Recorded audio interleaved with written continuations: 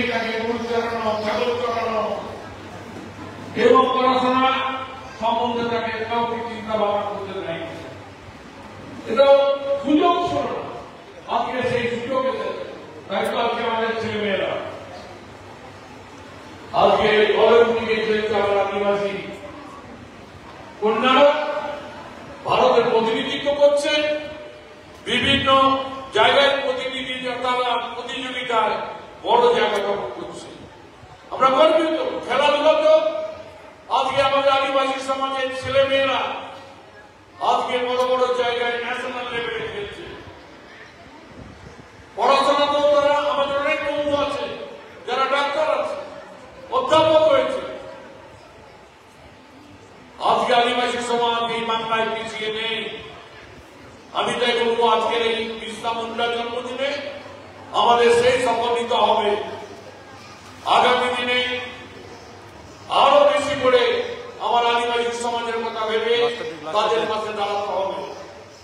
মাননীয় মুখ্যমন্ত্রী যেটা স্বপ্ন, আদিবাসী সমাজকে একটা বড় জায়গায় নিয়ে যাওয়া, সেই স্বপ্নকে পূরণ করতে হবে। বললাম শুধু বক্তৃতা নয়, কাজের মধ্যে আমাদের সেটা প্রমাণ করতে হবে।